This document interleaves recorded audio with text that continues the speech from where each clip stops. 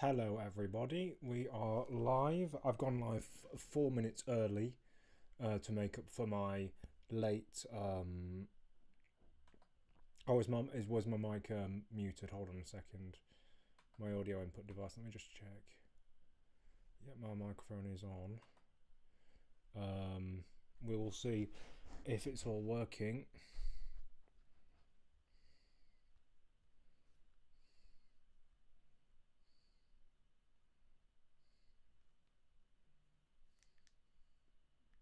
Is it all working?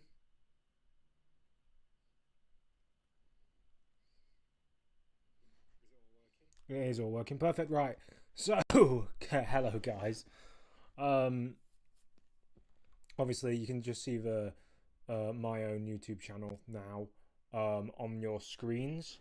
You should be able. We're going to be doing some other stuff in due course. However, for now we're just waiting for people to get into the server, or to get in for some good old chatter.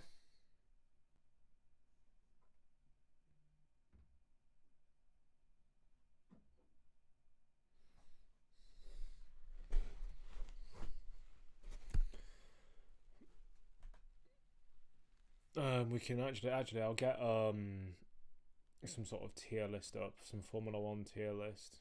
That was the old one I did, Formula 1. I can search for Formula 1 tier list. Actually, we can go on categories. I know there's a category called Formula 1. There it is. There's currently 2 viewers.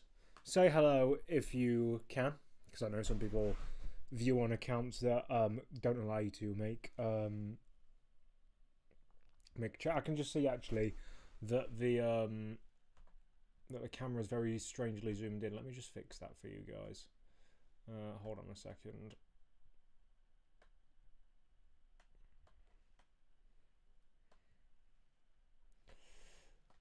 There we go. That's a bit too small. That should be bang on. Actually, I'll get rid of these adverts. Hold on, give us a sec, because you don't want to see that. There we go. I'll just zoom in a bit, and now that's perfect. You can see everything without needing to see all of. There we go. I'll just angle my camera down a bit there, so that you guys can properly see me. But yeah, we are now just waiting for what do you guys want to see from me in this? Because obviously I've named it the pre-race Australian or pre-Australian Grand Prix chat, essentially, just so we can maybe talk about real life Formula 1, but we don't have to. We can just do it. We can do some quizzes. We can do some tier lists. We can do all sorts of stuff.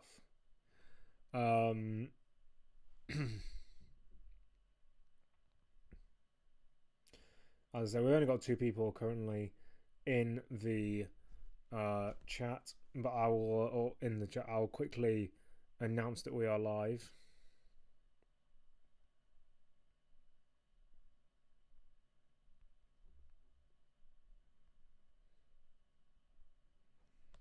Actually, what I'll do is I'll share it as a post.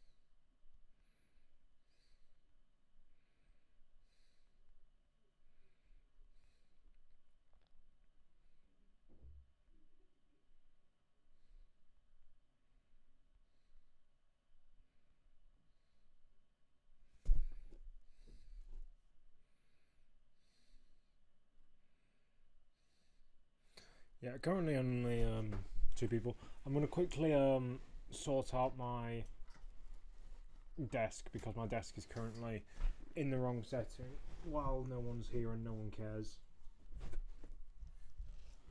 And I've also just realised, there we go, it should still be in place. I've also just realised I haven't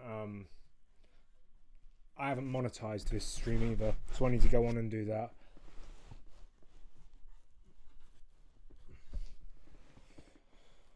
Let me just quickly go on and do that so that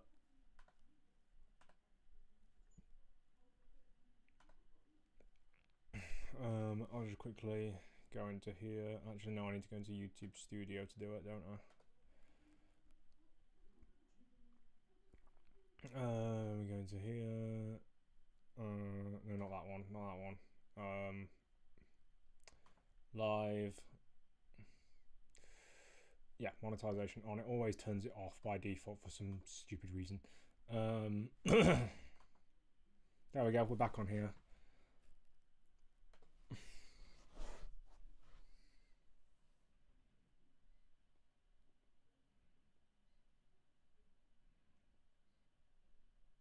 So yeah, let's say put something in the chat if you're watching.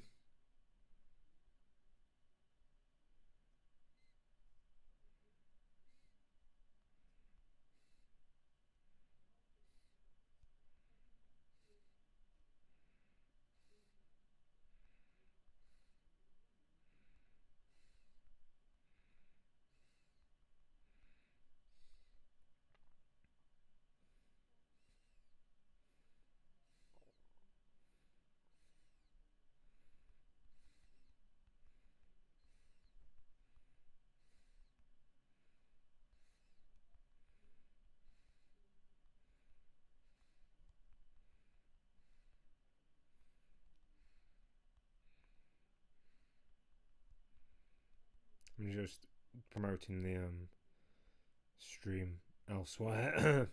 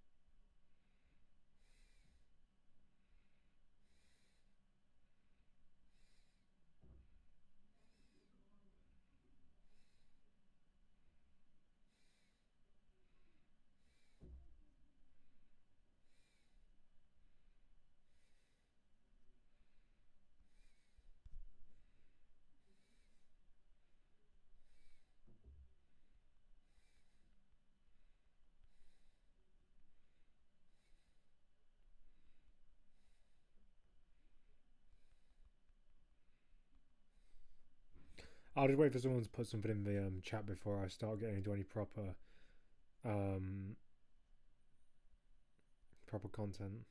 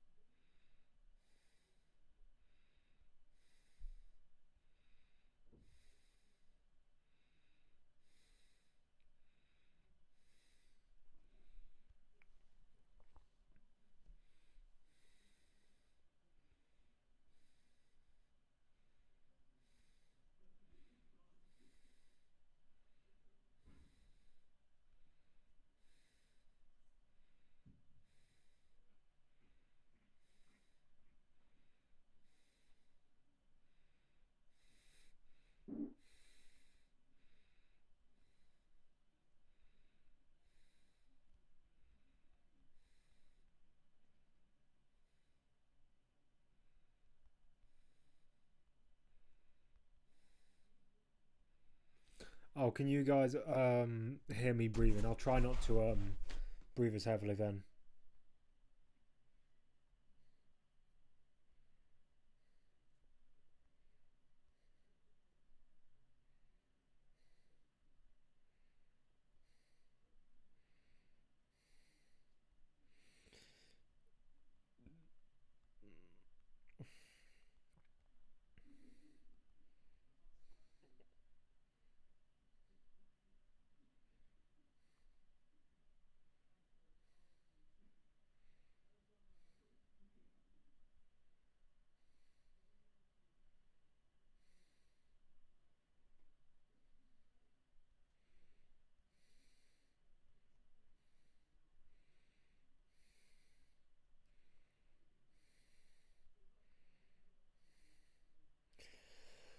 It seems that people are not wanting to join. That's fine. I'll just get into some quizzes then. So we have Formula 1 2025 livery. I haven't actually ranked the liveries before. So you got SA.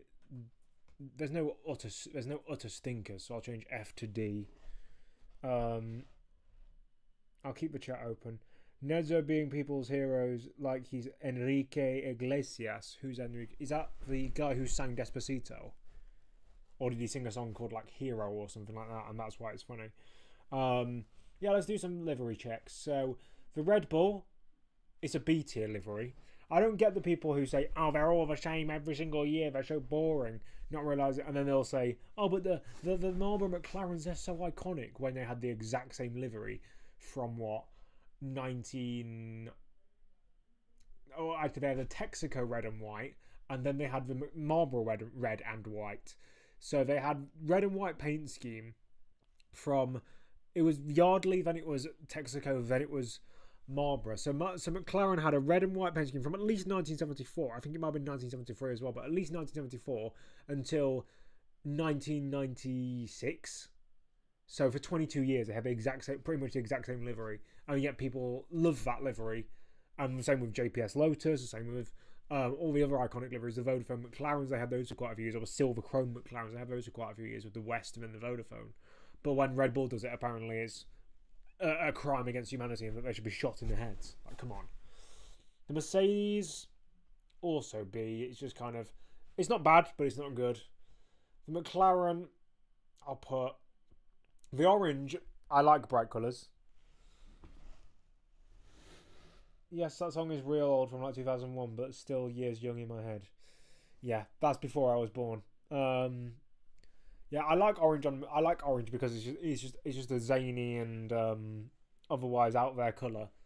But otherwise it's not very special. The Sauber, I don't actually hate the Sauber. It's just boring, and it's like it's better than last year, but they still need to move on from it. Then that is the Williams. The Williams is another B tier, just kind of. Well, actually, no, I'd probably put A, lower A tier because it's just kind of classic and.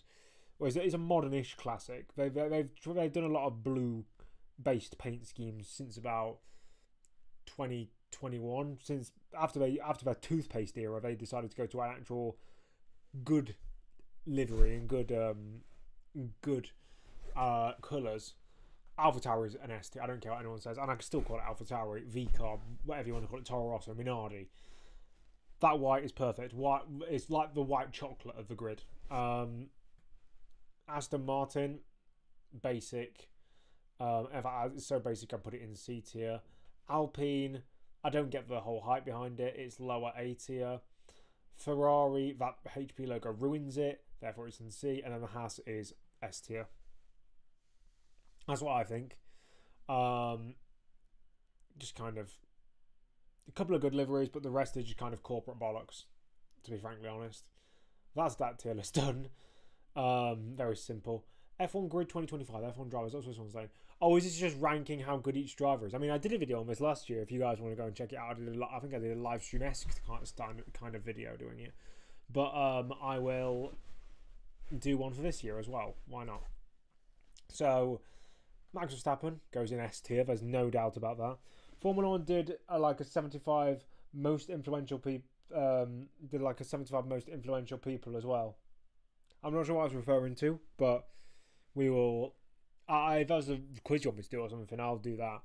Liam Lawson I put in B tier because he's done well, but he's just not had much longevity. Lando Norris I'll also put in B tier because although he has the longevity, he doesn't really have the outstanding talent. I'd also say he's slightly better than Lawson. Piastri goes in B tier, behind Norris, ahead of Lawson. But the only thing is they haven't like juggled these up, so they're all kind of the fast drivers first and then the slower drivers. Leclerc is S tier, undoubtedly. Yep, and then Lewis is is A tier at the moment. Sorry, his inconsistency last year allows him to not be an S tier. He can't be an S tier after his last season. He just needs to buckle his ideas up, or book his ideas up, sorry, and stop making mistakes and stop blaming the team whenever he does something wrong. Carlos Sainz is better. I wouldn't put him on the same level as Charles and Max, but he's definitely better than Lewis because of his consistency. And although he did lose out to Charles, it wasn't by as much as Lewis lost out to George. Then you've got Albon. Albon is so overrated. I think people started to realise towards the end of last year that just how bad Sargent and Latifi were. Because Colapinto comes in. Like, Colapinto was nowhere near like generational in Formula 2. He was a good, decent-ish peddler, could win races, and he could drive quite well. But he was no race-winning, like, he was a race winner, but he was no like championship-level driver. And he comes into Williams' seat, and he's instantly on pace with Albon and beating him in some instances. Like, I don't know if Albon just got complacent or if he did what, because he was also error prone. Like, it was like, yes, Colapinto crashed a lot, but so did Albon. Albon was just as crash prone as even Sargent was. It's just that Sargent wasn't scoring any points. And that's why I think he's quite overrated. Drivers, cars, key figures, and innovations. Yep, so then we got George Russell. George Russell is undoubtedly S tier. But do I put him ahead of Charles? Because they've both been in F1 for roughly the same time period. Only 1 year. Only 1 year apart. I might have a look at that F1 75 greatest, almost influential people. I think George goes slightly below Charles. Actually, no, slightly ahead of Charles, because Charles does lack a bit of qualifying, a bit of race management. George is basically a fully fleshed champion, just without he's got a few attitude issues, and that's it. Whereas Charles lacks pure talent in terms of race management. And then you've got Kimi Antonelli. I'll put him in C tier for now, just because we have nothing to go off. His Formula 2 season wasn't overly spectacular. He had one good race in Silverstone. Two good races. One in Silverstone and one, I think, in Zandvoort. But aside from that, there was nothing really to go off. So I can't really put him above guys like Albon and stuff who've been in there for multiple seasons. Alonso, I'd put in A tier, ahead of Lewis. He didn't have the best 2024. However, it's not just about 2024, it's about his whole career. And throughout, he's been decent. And especially in the last couple of years, he's been better than Lewis has in the last couple of years. Whether he's going to finally fall off a cliff because he's turning 44 this year, we don't know. But for now, he's good enough for that team, for Aston Martin. Lance Stroll, he's hit a real rut in the last couple of seasons. Like 2021, 2022, he was all right. 2020, he was fantastic. Better than Perez. But 2024, 2023 and 24, he just seems to not care anymore. It's like he knows his seat is almost it is basically sealed as long as he wants it, and it's made him complacent. He's lazy with the media. Looks like every interview he does not care. And he like his public perception is at rock bottom. Like, if you were against Stroll being a paid driver in 2017, for example, you could easily get someone just say, well, he scored a podium. How many podiums have you scored? In 2020, you could say, he deserved a win in Turkey. How many wins do you have? And that kind of stuff. But at the moment, there is no redeeming factors about his modern seasons. I mean, he had one, a couple of good results last year, I suppose. Beat Alonso in the mid part of the season. But then Alonso was better at the start and better at the end. So George of the Russell, watch out for that podium. I think George will be good. It's just that his machinery hasn't allowed him to be good in the last couple of years. Pierre Gasly is always an underrated pick of a driver. I put him in B tier. I'd actually put him ahead of Piastri and behind Norris, because he lacks the raw pace that Norris does. Because he has race-winning pace and he has race-winning talent. He's his own worst enemy, and he doesn't know how to handle pressure, and he gets arrogant when he's losing somehow. I don't know how he can be arrogant and lose at the same time. Norris to A tier, but anyway, I disagree because like the guys in A and S tier are guys that are fully fleshed, either championship level drivers or slightly below that level, who have one or two like minor flaws that, although they might affect their ability in one season or two, they don't massively affect their overall performance. Like Lewis, for example, although he's had a very poor 2024, I can back it up with, as much as I like to diss him, he had a decent enough 2023 and like his overall standard is a lot higher than Norris, because Norris has had one season in a championship winning car and he fluffed it, and he was fast but he fluffed it because he had no race management skills. That's why I put Norris there. Gasly ahead of Piastri for me. Doohan, he has to go in D tier. Like, no redeeming factors. Kimi is lucky that he doesn't have a Formula 1 race to go off, but Doohan, he was 7th off of Gasly in qualifying in Abu Dhabi, and then I think he finished like a lap behind in the race. I'll actually go and check because I have a website. This is a fantastic website. I'd like to recommend it to anyone. It's en.mclarenf1 with a hyphen in the middle, and this is automatic loads in 2012. They have every single like lap by lap gap distance for every race from 2010 onwards. They have results from before then, but they just don't have the history, what they call history lap graphs. And look, you can see, like, for example, in the 2010 Bahrain Grand Prix, you can see every lap what the gaps are. So it's perfect for measuring teammates against each other. And I'll show you, what was I going to show you? 2024. I was going to show you 2024 Abu Dhabi.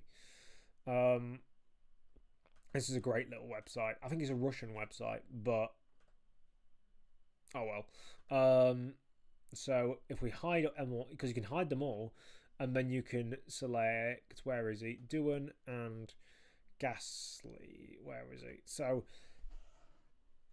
like, there we go. So I think there was an early safety car, wasn't there? So that's what I allowed Doohan to catch back up. But let's say, so obviously you lose, he qualified right at the back, but you lose 13 seconds or so by being that far down in the pack. So let's give him the benefit of the doubt and give him those 13 seconds back. By the end of the race, he'd lost how much time to Gasly? He finished 40 seconds behind Gasly. Like, come on. That's half a minute in a race. That's like half a second a lap. Like, disgusting. And some have said that, oh, he was just told to not crash. And it's like, you can crash without driving slowly. Minus Qatar, Norris weren't that bad in 2024. No. Imola, he should have won. Actually, let me go because there's so many races nowadays. I forget just which races were what. Let's have a look. So actually, no, we'll go back up to here. So he had the fastest car basically from Imola onwards, especially in the races. He could have won Imola and didn't. Could have won Monaco, but to be fair, Ferrari was the fastest car in Monaco, so I'll give him that. Canada, I don't remember if he qualified or not. Actually, I'll go to here. I know Wikipedia like the back of my hand. It always shows. So, which races did he get pole position in that he didn't win? He got pole position in Spain, and he didn't win that one. He got pole position in... No, he didn't get pole position in Austria, but he should have won that race. That car was obviously the faster one. Should have won Silverstone, but he chewed through his tyres in the last stint. Should have won Hungary, but he needed team orders to get... So people talk about how Oscar had team orders to get the race win, but what they don't realise is that if they hadn't have done what they did, then the cars behind would have usurped them, and the only reason Norris was in that position that he was in was because of the strategy that he got put on. He got put on a preferential strategy to allow him, because he was further behind, so that he didn't get caught by the guys behind. So therefore, Oscar deserved that win. Belgium, he should be up there. Like, come on. Like, the fastest car, and Oscar finished second pretty easily, and he wasn't. Did he take grid penalties? He might have taken grid penalties actually that race. I apologise. Netherlands, he finally does what he's been supposed to be doing for the last half a season. Monza, I think he started in the back in that one as well. I can't actually remember. This is very poor from me, I can't lie. Oh no, he started on pole. He started on pole and he came third. Of course he did. Oh no, because Oscar dive bombed him at turn 1. Yeah, because he has no racecraft and Lando doesn't. He just sends it to the inside of people or just crashes.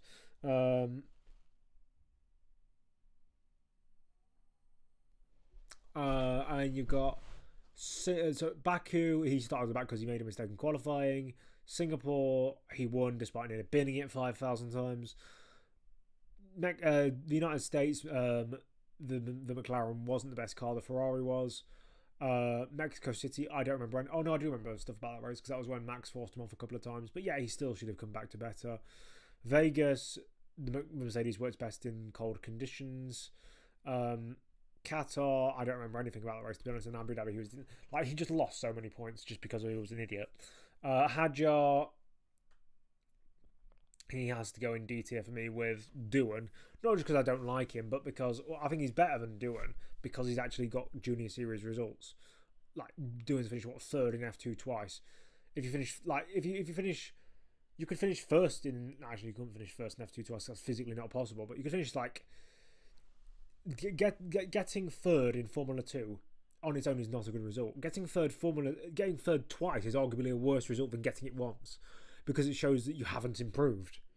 And it shows that despite getting a year older and despite having more experience than the guys around you, you still haven't gotten any better. Because on average, more new guys come into Formula 2 every year than stay on. Hadjar, I think, has potential, but he just needs to quieten down and he needs to park his ego.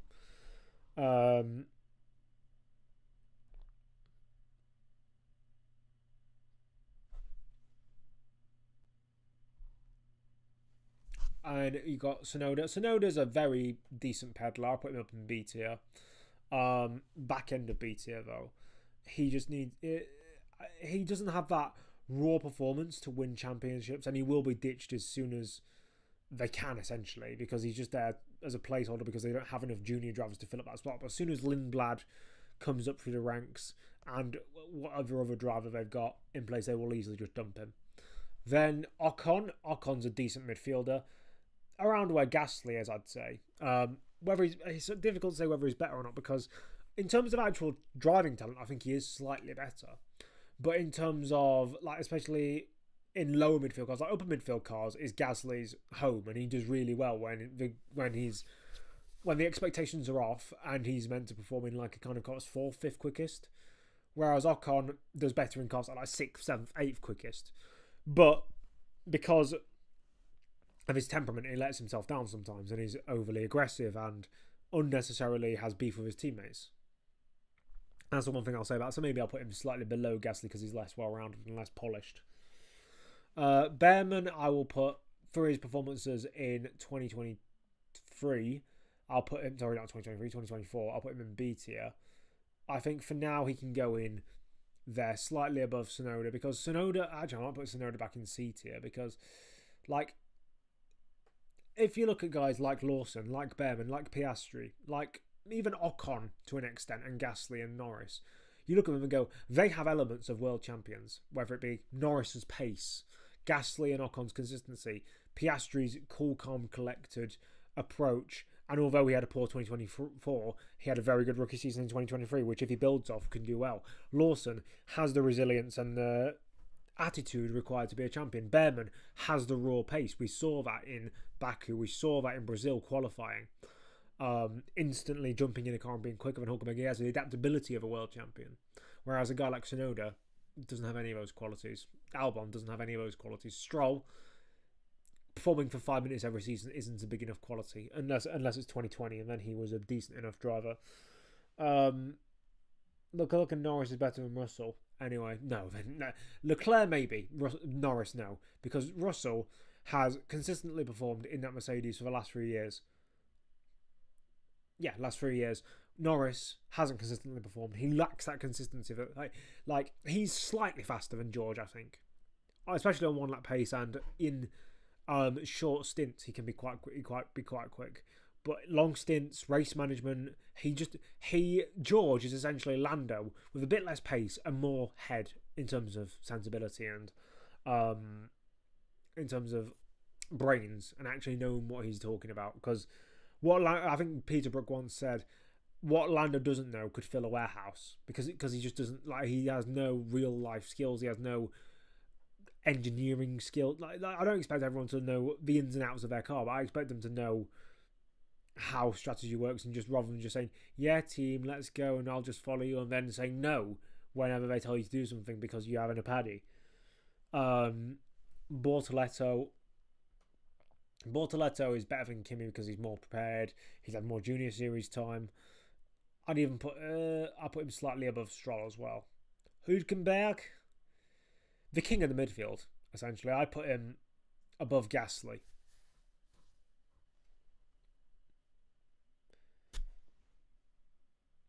Minus 2022, Norris is better than Russell, to be honest. So that's Nigel. Let's go for their seasons. 2019, Norris performed decently in the midfield. Russell, I mean, you can't really gauge how good... I mean, because his teammate was Robert Kubica in 2019. I mean, come on. I think Russell did slightly better. 2020. Again, you can't... I don't think it's easy to compare them, not unless you do like proper statistical analysis. And I could do proper statistical analysis. It just wouldn't be... It wouldn't be subject for the stream because it'd just be boring and it'd be filling in numbers.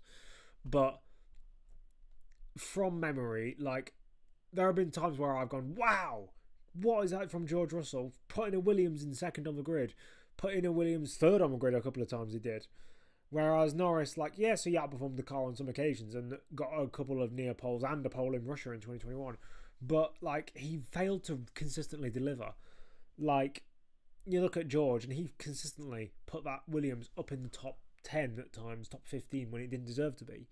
Whereas Norris, I mean, yes, Sainz is a better driver than the likes of Kubica or Latifi or guys like that George's teammates ever were. But I didn't see anything truly special from Norris in his early McLaren years.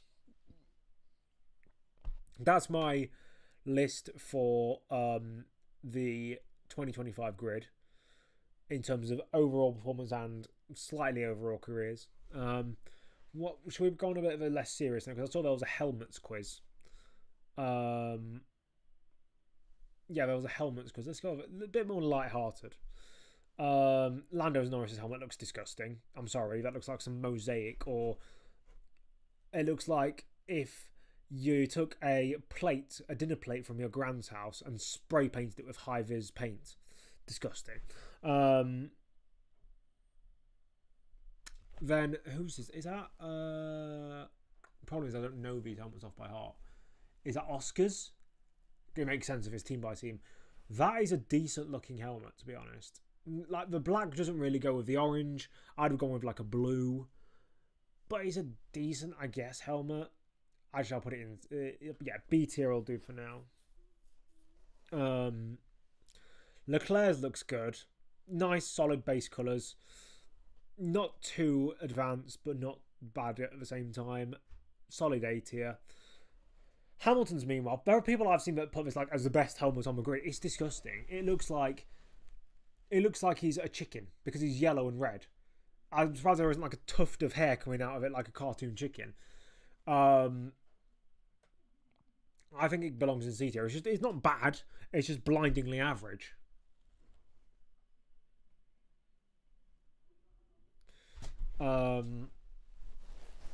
Then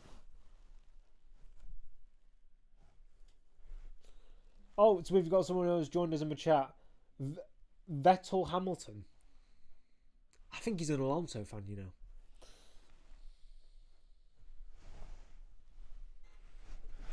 Then you've got Verstappen. Verstappen's is just like basic and got a few primary colours, but it's overall quite good. I actually make it say it's better than Leclerc's. And I actually put Lawson's. I like the pink in Lawson's because it. I'm not sure if there's some sort of reason for the pink, but it looks cool. I think that looks really good. George, it's too basic. Like, I know I say like you don't want too many colours. Like, for example, Norris has an awful like paint scheme, and Lewis's just looks too plain.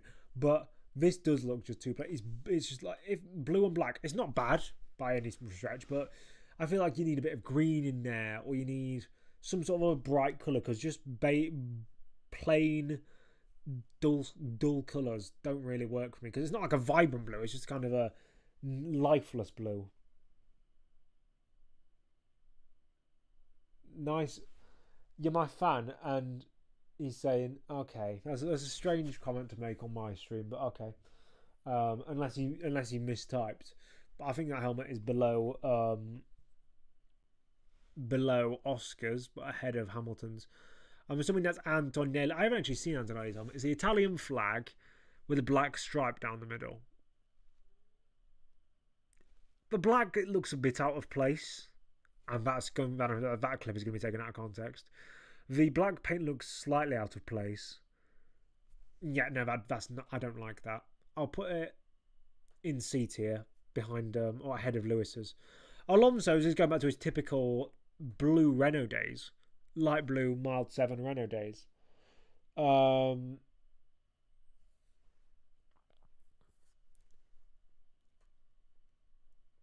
I'll put it in upper B tier. Or should I put it in A? No, I'm going to put it in A. I might drop Leclerc's to B because looking back, it actually looks a bit basic. Next up is, what team is this? Is that? Oh, Stroll.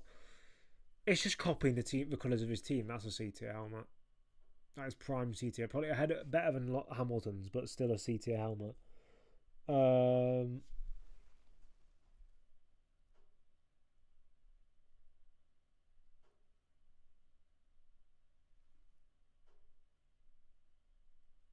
I've just seen someone post a link in one of the Discord servers I'm in saying Christian Albers said that Carlos Sainz is not a true top-class world driver. Sorry, not a top world-class driver. Because of course, Christian Albers would know all about being a top world-class Formula 1 driver, wouldn't he? I hate it when drivers like that say things like that. Unless they're correct, obviously. Ascari and Ascari. Oh, you talking about the deaths of Antonio and Alberto Ascari. Ascari and Ascari, 26th of the month, of 36 on the left corner of a track, and 4 days after surviving serious accidents, but also both won 13 races and left a wife and 2 kids. There's more to the story of Antonio and Alberto Ascari being eerily similar. I think they both crashed at the Ascari corner. They both crashed at Monza at the same corner. Now, though technically Max hasn't got beaten by his teammate in raw performance, unlike Ayrton Senna, who technically got beat by Senna in ICU in 1988 and 1989 rather than 98 and 99 by Alan Prost, then why are you still ranked Senna ahead of Max? It's a good question, because the main reason I am hesitant to rank Max above guys like Senna, guys like Lauda, is because of recency bias. Because the way I see it, if you'd have come to me after 2013 and said, where is Sebastian Vettel in the ranking? Well, first of all, I was 9 years old, not even 10. But like, let's say I was born 10 years earlier and I was 20 in 2013. I would have put Sebastian Vettel in the top 10. Now I know how he's fallen off when he's not in the best car, and he wasn't horrendous in Ferrari, but he wasn't overly outstanding either. And now he's nowhere near my top 10. The same thing could happen to Max, because people didn't really focus on. People didn't really. There were some people who said, "Oh, Seb's just winning because he's got the best car." But they're the same people who say Hamilton was only winning because he's got the best car. It was a gripe of Formula One, not a gripe on Seb himself. Like, Max could enter the same thing. I don't think he would. I don't think he's that kind of driver. He looked like he's shown that he can be good in midfield or upper front running cars that weren't fully race winning or championship level. But like, for example, Vettel in 2008 showed he could win in a car that was nowhere near top caliber. And yeah, that's why I'm hesitant with Max, because what I don't want to do is have to slowly, let's say he does have an awful 2025 but an awful 2026, I don't want to have to slowly bring him further down the ranking. But I believe that if he was to, let's say, either win a fifth consecutive title, would put him in the top 5. Even just outperforming the expected performance of his 2025 car would probably put him above Senna for me. It's just he's not had the same length of career. Like, although he's had like a 9-season career now, only, you could argue, 5, maybe 6 of those seasons have been in race winning top machinery. Senna had 85 through to 94, which was, 8-9 seasons. He's not had the same level, because I also talk about longevity. Like, that's why guys like Keke Rosberg, even though Keke Rosberg's one of the top 10 fastest drivers of all time, he's not in my top 10 best drivers of all time because he doesn't have the longevity. He only did 6 full seasons from my memory. No, he did 8 full seasons. Sorry, my bad. But only like 5 or 6 at the top, and I can't put him in the GOAT debate for that because it's all about longevity as well. I still put Vettel top 10. Might be crazy for that, but whatever. I think it's crazy because not only do I think of longevity, if you have a burst of talent where you show you're the best driver in the world for 3 or 4 seasons, that's very good. But if the rest of your career is mediocre or average, even at the worst, I can't put someone up there because it means they're not a good driver. It means they're still a good driver, but it means they are a system driver, whether it be Raikkonen and McLaren, or in those from 2002 to 2009, whether it was Vettel from 2010 to 2013. It shows you're a system driver who can't adapt. Part of Raikkonen's reason why he was slower in the turbo hybrid was because he didn't want to adapt or couldn't be bothered. But Vettel just couldn't adapt. It's the same way with a lot of drivers. Ascari couldn't adapt to any car that wasn't a F2 car during 1952 and 53. Jack Brabham wasn't actually that good in the 3-litre era, yet won a championship. Guys like that. Emerson Fittipaldi was never really that good, yet he fluked his way into 2 championships. Alain Prost wasn't good in active cars. I mean, I know Alain Prost is actually a really good driver, but there are, if you show consistently that you can't adapt, I can't put someone up there. Come on, 4 titles at 26 is a great driver. He is a great driver, but he's also inconsistent. 4 titles at 26 is a good achievement. However, he should have won 2009 because the Red Bull was quicker for longer in the season. He should have at least beaten Ricciardo in 2014. He should have. Well, 2015 was actually a decent season for him. 2016 he should have been more consistent. 2017 to be fair, Ferrari imploded. 2018 he imploded. 2019 he got usurped by Leclerc, and 2020 he was just awful. Vettel was a good driver at his peak. He just couldn't adapt. Why do you rank Alonso outside the top 10 when he should have 5 championships and he dragged a not so good Ferrari in almost winning a race in 2014? He should have 5 championships. I'm assuming you mean 2005, 2006, 2007 maybe, 2010 and 2012. I'm assuming those are 5 you mean. 2007, he wasn't the best driver. Raikkonen was. The McLaren was the better car. And he was too error prone. Alonso was too error prone in 2007. He let Lewis get to his head. If he'd have just done his own thing and not let Lewis get to his head, and I know Lewis was favoured, and I know that Alonso never can. He's like the Jose Mourinho of Formula 1. If he knows something's going against him that it shouldn't be, he won't shut up about it.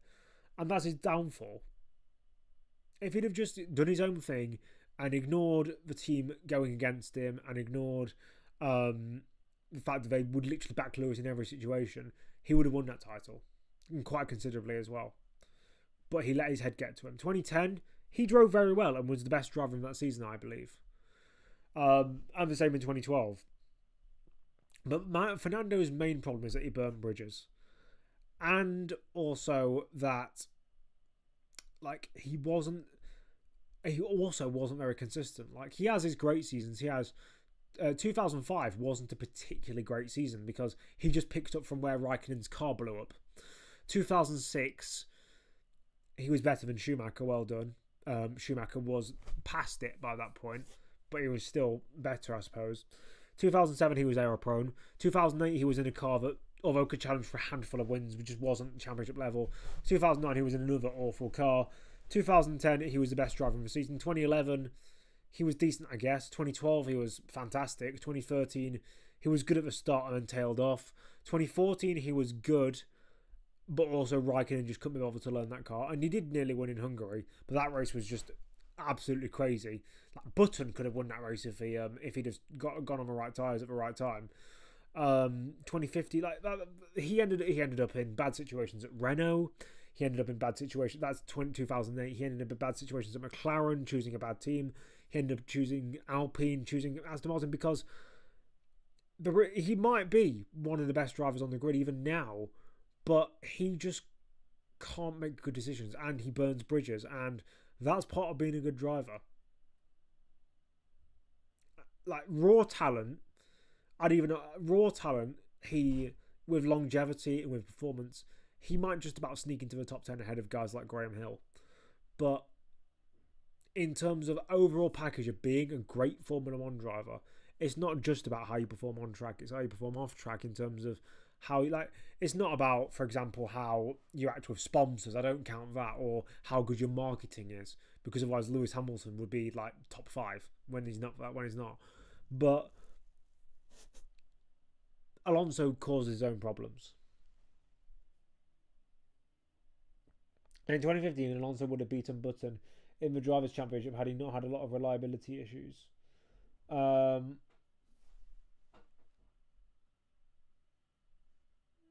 mean, that's also true. Button also had a lot of issues to the point where I have even Vettel ahead of him.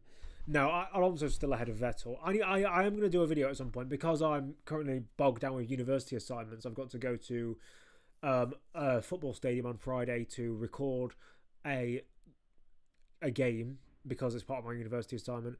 Then I've got to go back there to that same ground on Wednesday, so next Wednesday, to do an interview for a feature piece for another assignment.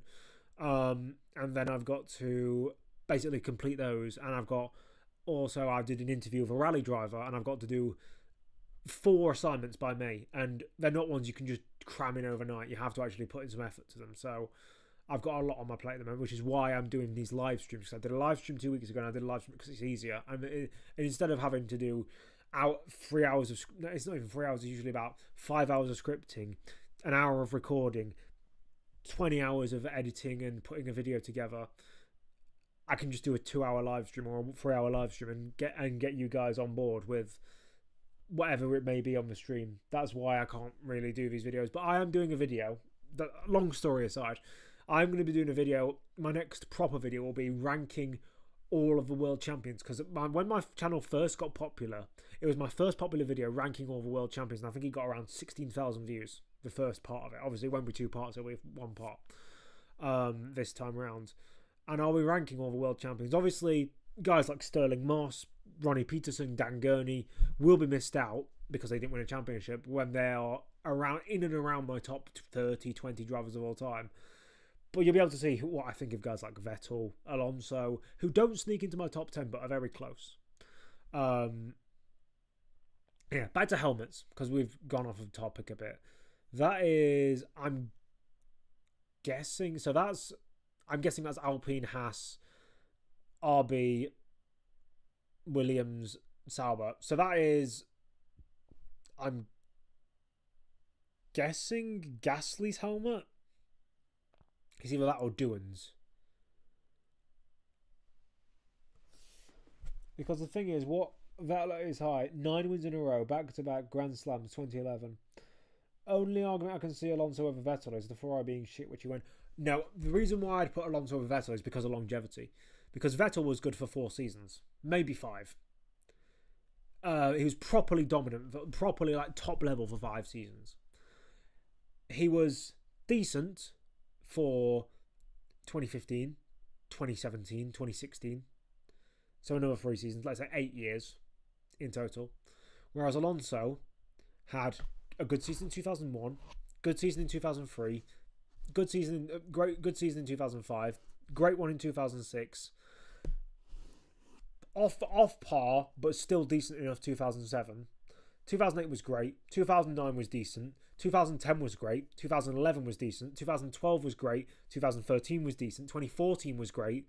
2015 and 16 was still decent. 2017 and 18 he was still good. You see, Alonso doesn't really have any off seasons. His worst season, I'd argue, is 2004. And even then, I'd argue that's better than, like, Vettel has like 2022, 2021, 2020, 2019. Basically, any season like post 2017 was awful. Or awful at worst, decent at best. his prime, his dominant years were good, but also the fact that like 2013, he only got those 9 wins because of a Red Bull and because they put the back to the 2012 tyre spec. Without that, he's not winning 9 races in a row, because the first half of that season was fantastic, and you had Alonso winning, you had Vettel winning, you had Hamilton and Rosberg winning, you had Raikkonen winning. He would have not got 9 consecutive wins.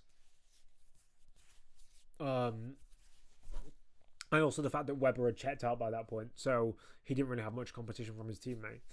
He was good in 2011 and he was good in 2013, don't get me wrong, but he just doesn't have the longevity and the consistency that other guys. That's why I don't put Raikkonen in my top 10. That's why I don't put Alonso in my top 10. They don't have... Like, Alonso has the consistency, but he also burns bridges, and I mentioned the reasons why. Like, the cream always rises to the top. There's only a handful of drivers who are really like proper like multiple time champion level who didn't get the opportunities to get in those cars, whether it be Ronnie Peterson because he just broke the cars rather than driving them safely. I'm trying to think of other guys like that, and I can't think of any other examples who've been as bad at managing himself as Fernando Alonso. But back to helmets, I think that's... I'm gonna actually Google which one's Gasly. Pierre Gasly. I'm gonna have to be careful. 2025. I don't want to bring up any untoward images.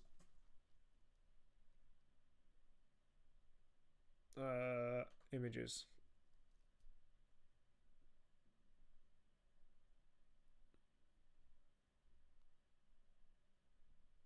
Why does this not help me?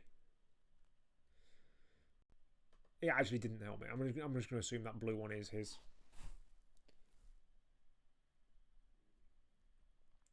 The guy had more success in less time. People say the car is the car that. Is the car racing, you play the hand you're dealt. No, but it's also like... I do consider someone who was good for 5... Someone who was fantastic for 5 seasons. Vettel's over 5 seasons is not as good as someone who's slightly worse overall for 15 or 20 seasons. It just doesn't work like that. Like, unless you were to drop out due to things outside of your control, like a death, for example, in the 60s with Jim Clark, a career less than about anything less than 6 seasons at the top, I can't put you in the top 10. Anything above that, you are limited by, like, from about 6 to about 8 seasons, you're limited unless there were other reasons. Like, for example, Fangio retired due to old age. Clark didn't retire, he died.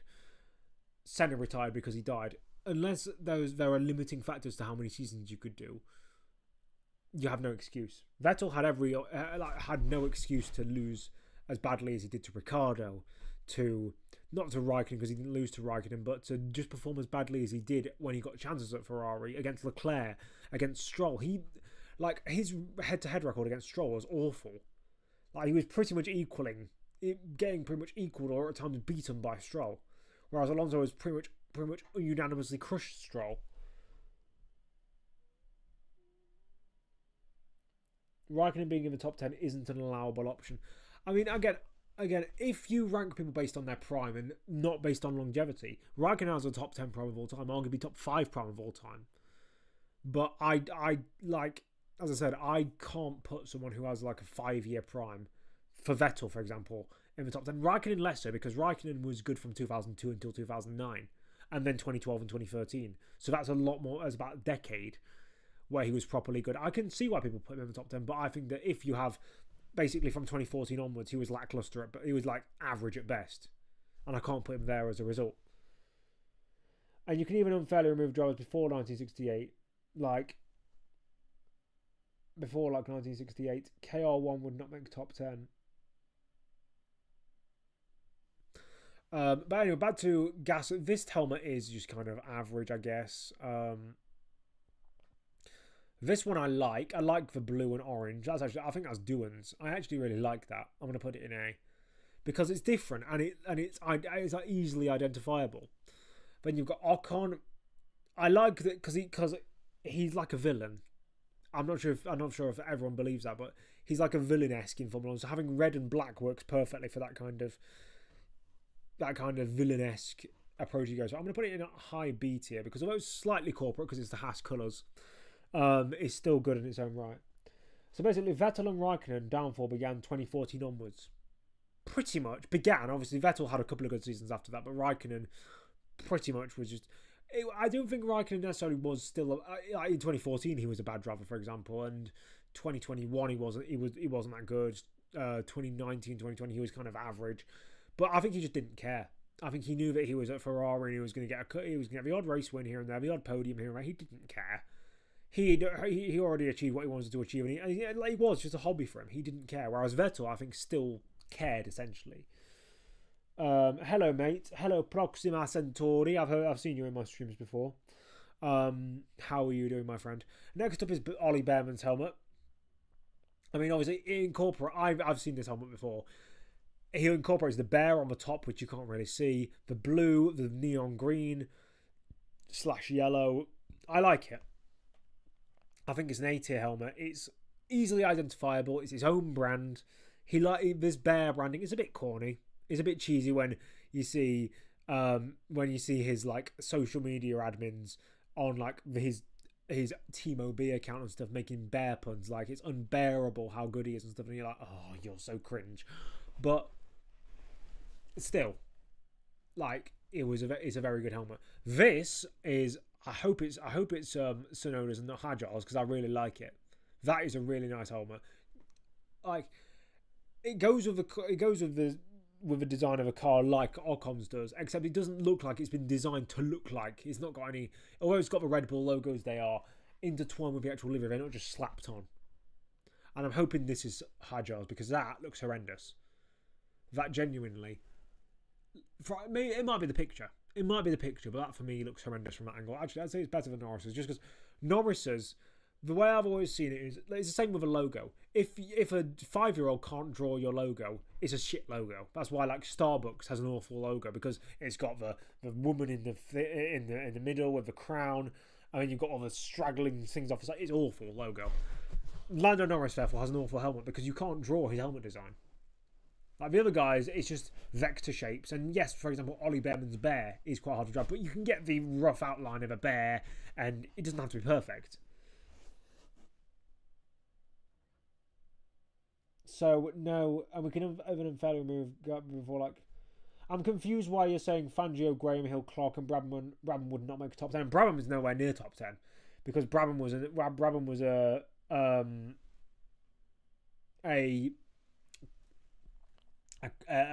car merchant, essentially. I've just realised that my camera was facing really low down. You guys should have told me that. That my camera was facing really low down. Whoops. Then I assume that is Sainz. It looks very similar to Alonso's, but we're going to get to this point later on. It's emulation, but it's not imitation, which I like. I think that is also A tier.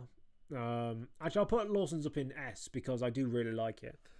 I'm saying Raikkonen would not be top 10 even if you say those guys are too old to make it.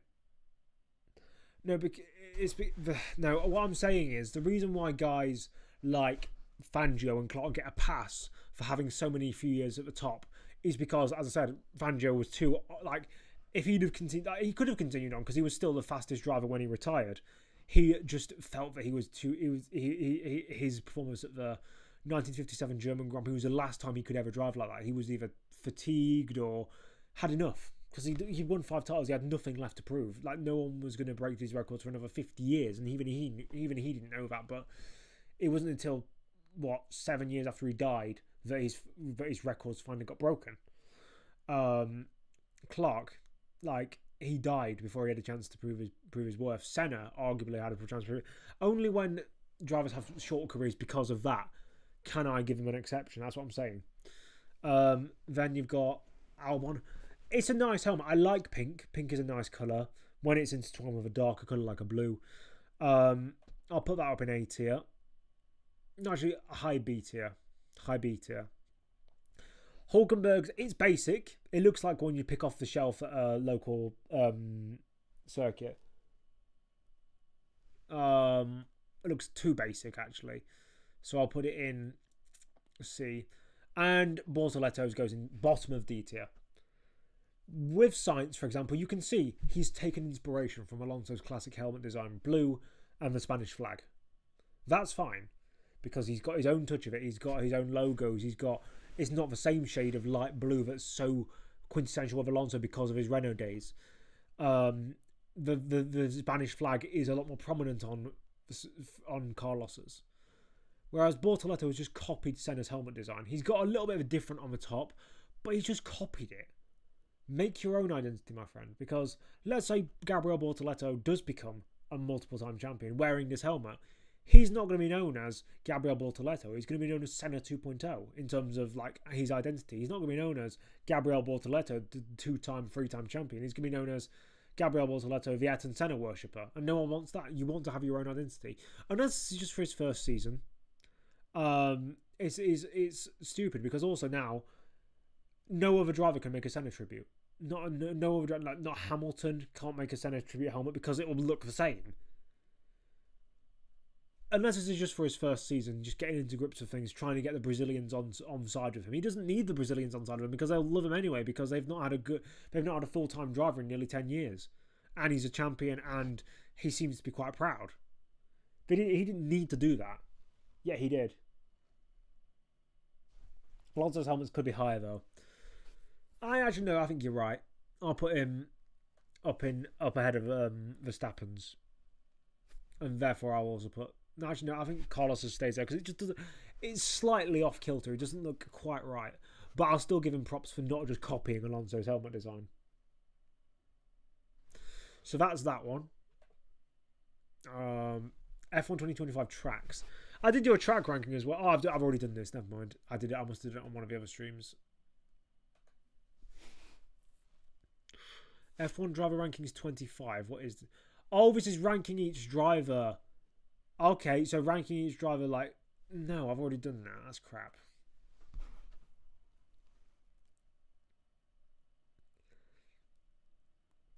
Most of these... Actually, that's a good point. Let's do predictions.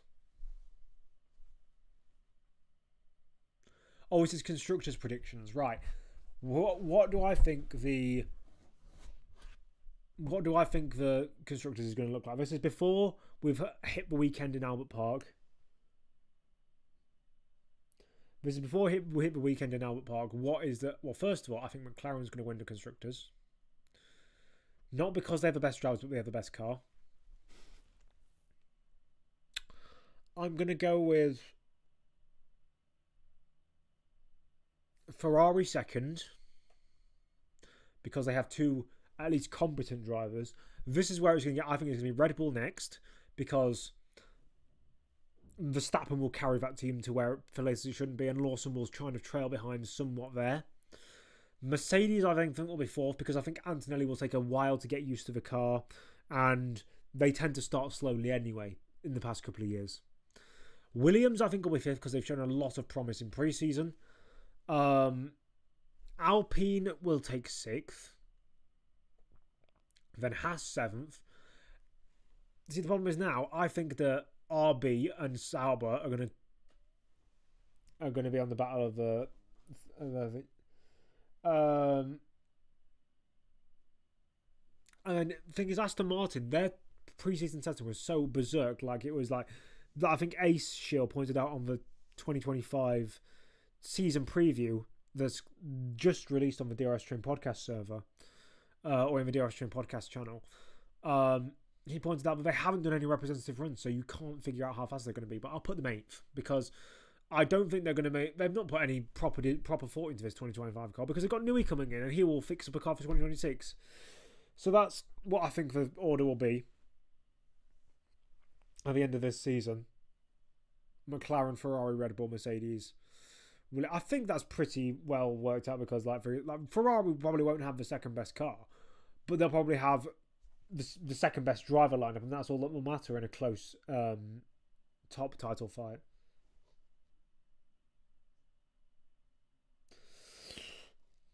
What do you guys think about that?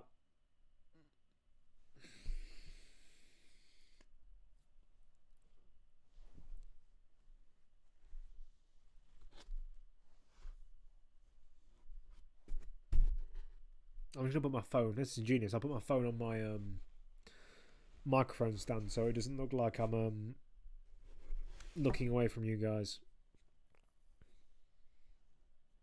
Okay.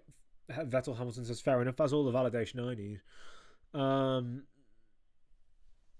What other ones have we got here? It looks like is the mostly the same. Hold on. F1 history quiz. There's a quiz. Okay, let's do this. Accept. Play. 1v1 live challenge. Okay. Nedzo. You can see some of my old channels that I was thinking about doing. Come on, let's see if there's someone who's joined us. Oh, I need to invite a friend with a link. That's crap. No, I'm not doing that. No, I'm not doing that. You can jog on. Yeah, I'm not doing that. If it has to be multiplayer, I'm not doing it. Is that the Bearman lover himself? I don't know why people have got this conception that I sort of love Bearman or something weird like that. I don't.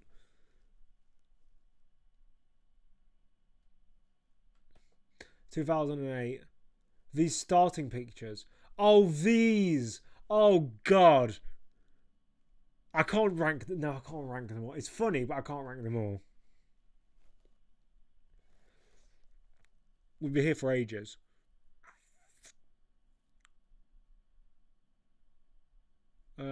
What else can we do?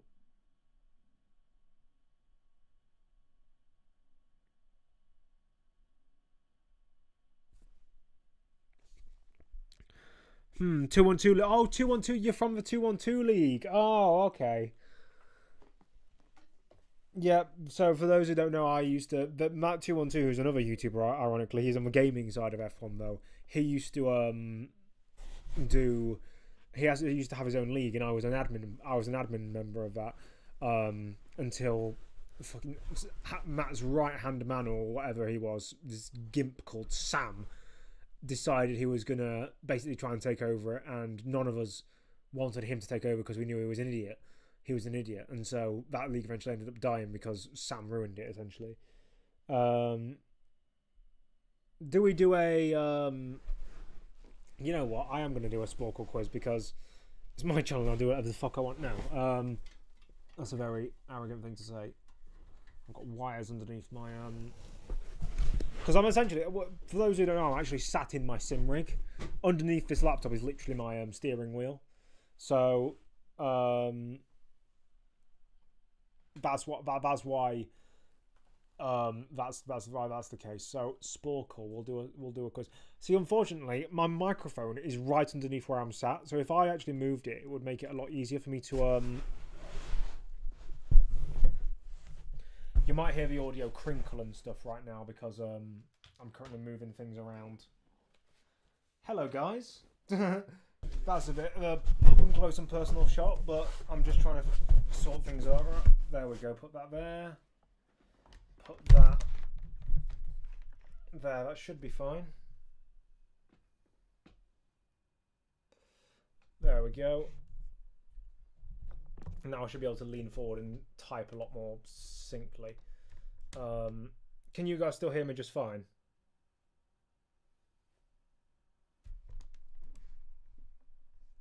While I get a random quiz up. Because these random quizzes are always shite. Because they're always... Yeah, forced order quizzes where you have to type in every answer individually are so annoying because it takes ages. And some are just really easy. Oh, I don't like typing because you have to type in 27 drivers in a minute. You essentially have to be really quick on the typing kit. And with one working arm, that's impossible. Which year F1 Alfa Romeo career? No. Actually, no, you know what? Let's do it. Let's see if I can differentiate these years. Right. That is 2021. No, it's not. It's 2020. Fuck. That's 1980... It's not 1982 because I'd recognise that car. It's not 19... It might be 19... Is that 1983 or 1981? 1981? Yeah, 1981. That's 1950.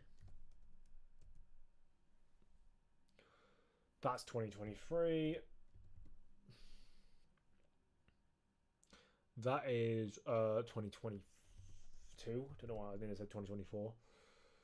That's 2021. Why do I not recognise that? Because it is also Kubica. Benetton. There was a year that Alfa Romeo was sponsored by Benetton. Is that 1984? 85? Okay, they were sponsored by Benetton in 19... Didn't know that. I thought Tolman was the only team that was sponsored by them. That is the 1980 car, isn't it? Or 1979? Yes, 1979. That's 1982. I know that because I just do. That looks very McLaren-esque, so I'm going to say 1984. 1983? Yeah, 1983. That just looks like a 1986 Benetton. Is that 1984? Am I finally going to get it on this? Yes, finally. And that's 2020. No, it's 2019. Took me a few goes on each of them, but I got them. I'm going to say, oh, these are going to be difficult because they all look the same. 2020, no, 1954, 2011. Yes! That's 2019. Or is it 2018? I'm going to say 2018. Fuck. That's 2018. No, it's not. It's 2017. Because it's got a fucking T-wing on the back. I should have realised that. That's 28. There we go, finally. 2013, because that's Lewis at Jerez. Yeah, the Marlboro liveries used to look sick. That's 2012. That's 2014. I know that because that nose was a lot wider than it ever was in any of the following years. That's 2016 because it was a really tiny nose. No, it's not. It's 2015. Fuck's sake. That's 1955. That's 2021 because of the numbers. That's 2010.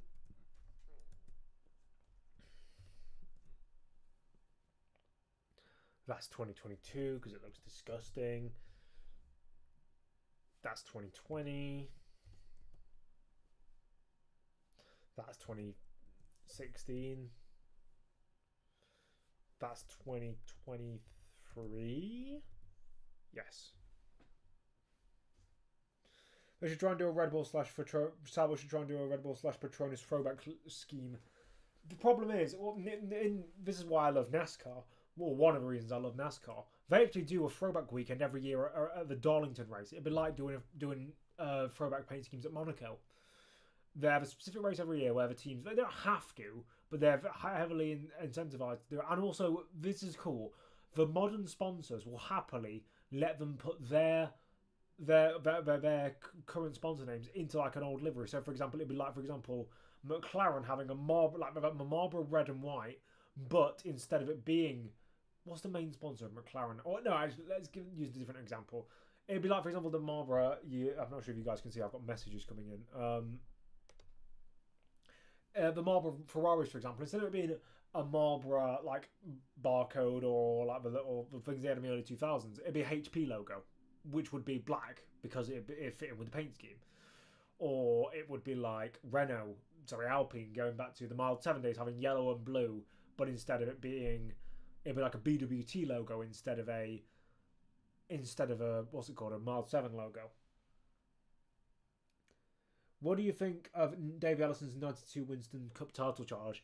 That is one of the, like, people talk about Niki Lauda in 1976. Davey Allison in 1992 is close. It's not close in terms of death-defying, but in terms of how much he was battered and bruised that season. At Pocono, he broke a rib or two and raced the next week. I can't remember. He had Talladega. He had a massive flip. Like he went for everything in that season and still didn't win it, which was annoying. Is it going to be a dry or wet weekend at Australia? I've heard it's 90% chance of rain for the race. So that'll be interesting. because Australia always produces good wet races. Right, F1 Aston Martin, because most people don't know that Aston Martin entered in the early 1950s, or sorry, late to early late 50s, early 60s. That is 2021. That is 2020. I don't actually recognise that because it must be 2022 because 2022 was such a forgettable year. That's 2023. Oh, so they only have them until 2023. Okay. Haas. Oh, this should be easy. That's 2019. That's 2016. That's 2023. That's 2018. No, 2017 because it's the darker one. That's 2018. That's 2020. That's 2022. And next is 2021.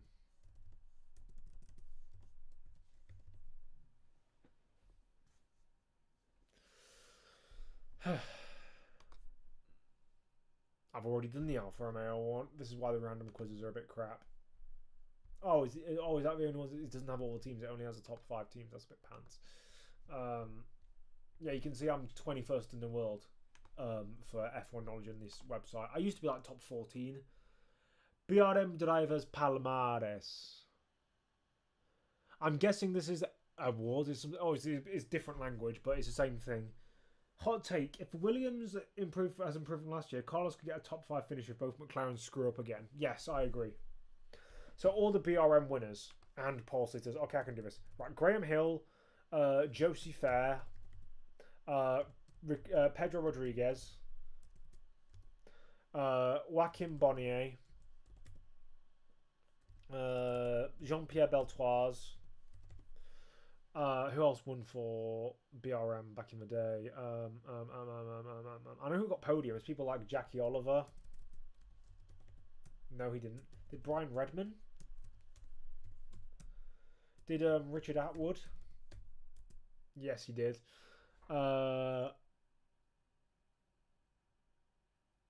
Jackie Stewart. Jackie Stewart was the one who got 2 wins. Pole position. Who got a pole position? Chris Heyman? Oh, that'll be a good guess. Did Inez Ireland drive for this team? What about Trevor Taylor?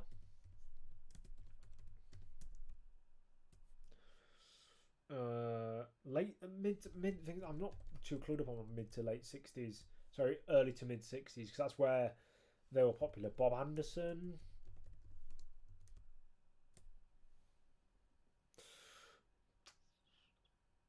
Trying to get other podium sitters from around this time. I can't think of any. I've got 18 minutes. I'm not going to do all of that. 9 podiums. And I haven't named them yet. So they must be someone who obviously didn't get a win.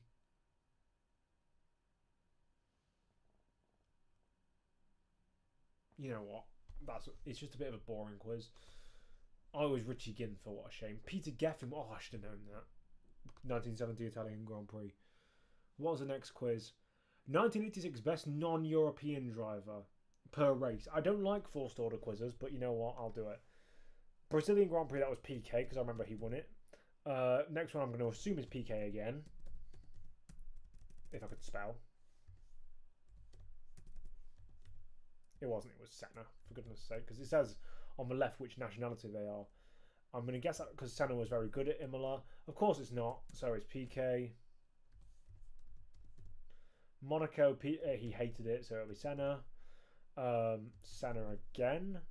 Then I'm going to go Senna, okay, PK. Senna was fantastic at Detroit, so it'll be Senna. Then France will be PK because it's an open circuit. Then Britain will also be PK because it was an open circuit. Germany will also be PK because he had a better car, and that track was entirely car dependent. That was PK because he overtook around the outside. Australia, Austrian Grand Prix. Who was Australian at that time? Are you telling me Alan Jones was the best placed driver not from Europe? He was, okay. Italian Grand Prix did. I'm gonna say PK. Portuguese, I'm gonna go Senna because he had a. Oh, it wasn't PK. No, Senna, but I know PK was ahead in the last race because he finished second.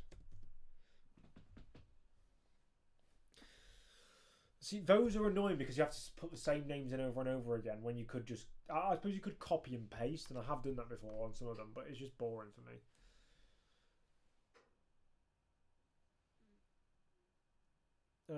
That's it, guys. If you want to ask me some questions about Formula 1, whether it be like modern day... For example, someone said about, do you think if Williams improved from last year, do I think they're going to get a top 5 if McLaren screw up? You can ask me stuff like that. Leighton House High Spot. I'm not doing it for 2 drivers. I mean, come on. What do you take me for? Mexican Grand Prix winners. I do like these. Minefield. So you have to basically get all of the right Mexican Grand Prix winners without getting a wrong answer. Because on the other ones you can cheat a little bit. John Surtees. Actually, which ones do I know did win one? Right. I know for a fact that Nigel Mansell won one. I know for a fact that Jim Clark won one. I know for a fact that where's Richie Ginther? Because I know he won a 1965 race. Never mind, he's not there. Or at least I can't see him. I'm going to say, did Senna? Yes. Prost did in 1990.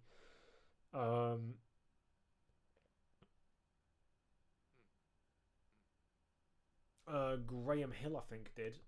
Yes. Who was the winner in 1964? I think it was Surtees. It was.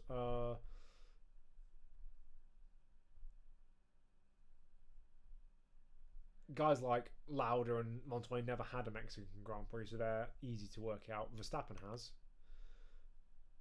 Schumacher hasn't because he never had the Mexican Grand Prix. Or he did in 1992, but that was literally it. Nico Rosberg must have. Lewis Hamilton has. 15. Jesus, I've got 6 more to go. So Vettel, I don't think did, so I'm going to leave him. Leclerc, I think did. Shit. I thought he might have done in 2019 when that car was right quick at the end of the season. That's annoying. And I can't read you the quiz because then I know most of them. Most F1 third positions. Okay, why not? Raikkonen. I'm going to guess because he just has lots of races. Yes. The asterisk has mean active drivers, I'm guessing. So Hamilton, Alonso, Germany, Vettel. So this is a newer quiz because it's not got Vettel as an active driver. Massa. Oh, it wasn't that. But Senna, Prost, PK. Who's this Brazilian geezer? Oh, Barrichello, obviously. Bottas. UK. Button. Coulthard. Austria. Lauda. No. Berger. Yes. Germany. Schumacher. It could be, as no, it can only be Michael. 20. Fangio. Did Fangio really? No, he doesn't appear on this list. But I'm assuming it's Reutemann then. It is Reutemann. Australian, who's still on the grid. So it is old. It's Ricciardo. Hakkinen. It's essentially just which kind of drivers had a lot of starts and just so happened to be in good cars at the time. Another Australian, I'm going to guess Webber. Yep. New Zealand, Holm, maybe, yes. Another UK driver, Jackie Stewart. No. That Damon or Graham Hill. No. Nigel Mansell, because he had quite a few races. No. I'm going to guess the French driver is Prost. I was wrong. I'm not sure if French drivers would have had that many. A Lacey might have. No. I was close. The Netherlands is Verstappen, obviously. So 2 more. We need a UK driver.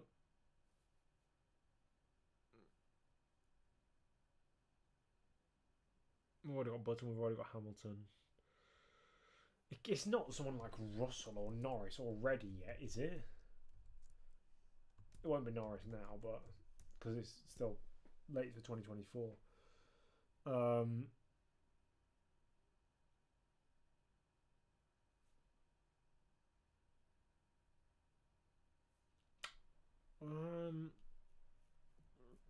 Irvine? I don't think so. Oh, it is Irvine, okay. And then a French driver. The thing is, all the French drivers were in the mid-80s, pretty much. Pironi? Lafitte, I guess? Yeah, it is Lafitte. That was a difficult one, because I don't expect guys like Jacques Lafitte and Eddie Irvine to be on the list of most third-place finishers. Team profile, Ferrari. Okay. Official name, Ferrari. Registered country, Italy. Base, Maranello.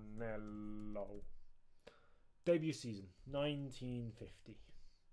Constructors' Championships, 16. Drivers' Championships, 21. No. 17. 15. Yep. Most successful driver, Schumacher. Team principal. Nowadays it's Vasseur, but this might be an old. No, it's right, Leclerc. I'm gonna guess it's Sainz. No, it's not. It's actually updated. Okay, Hamilton. Oh, he says updated for 2025 in the title. Car colour, red. Now that was the easiest quiz I've ever done. Now let's do a random one. Okay, Mercedes. Okay.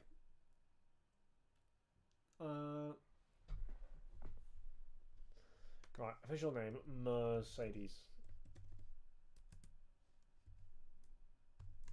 AMG, yes. Registered country, UK. No, Germany. They registered as Germany even though they're in the UK. Okay, base, Brackley. Debut season 2010. Or 1954. Brawn. Constructors' Championships, 8. Drivers' Championships, 8. No, 7. No, 6. How many? 9. Oh, yeah, because of Fangio. Most successful driver, Hamilton. Team principal, Toto Wolff. Current driver, George Russell. Current driver, Antonelli, and then Silva. Should F1 try racing at airport tracks like kart used to, instead of making garbage street circuits? I mean, the airport circuits would obviously be in popular areas in terms of, like, they wouldn't be in the middle of nowhere like a lot of racing circuits are. But they'd have the same problems of flatness. They'd have more openness in terms of creativity, but also if you're doing it, for example, on the airport runways, there's only a certain amount of configurations you can do, and if every circuit began doing on like airports, it'd get boring very quickly. That's the problem. Like, for example, for every Cleveland in kart, for example, which seems people like to think is a good circuit, there will be a proper stinker, and obviously they'll be guaranteed to be flat. Obviously, that's not necessarily a bad thing for a circuit. Silverstone's flat and it's a good circuit. And there are so many other tracks that are flat and can get away with it. But I do think that there are more limitations to a airport circuit and a street circuit that some people don't consider. Like streets, you can go anywhere that the streets go, whereas the airport circuits, unless there are like perimeter roads or there's a lot of tarmac that is like not blocked off by grass or whatever, you have only a limited range of configurations. And also, while an airport would give you much more configuration in that you wouldn't have to, like, for example, take a right, and like you wouldn't be forced to use like a couple of 90-degree corners just to make the circuit like add up and come together. But you would still have to worry about those, and also you'd have to shut down an airport most likely, because unless you go to an abandoned airport or an airbase, like I know Formula E did that in Berlin and stuff like that. I mean, in the UK there's a ton of disused airfields that then turned into racing circuits, and other ones that are still not being used today. But I don't know if it's like in other countries. It's weird because Cleveland used to be pretty bumpy and caused suspension problems that caused cars to DNF. Yes, I can see that. Probably because although the roads are flat in terms of like elevation, there might be less regular maintained because stuff like aircraft and stuff, like aircraft tyres might be bigger than car tyres, so therefore it's not as noticeable. I think for a one-off experiment like a Cleveland, it would be a good idea. But for every street circuit to then be replaced by an airport circuit would become tiresome very quickly, just as much as street circuits have become, to be honest.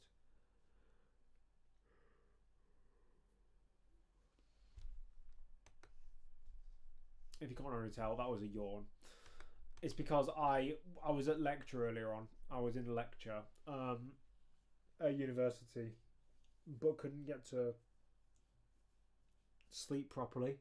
I only had about 6 hours of sleep, and if I have less than 8 hours of sleep, I just can't get through the day really at all.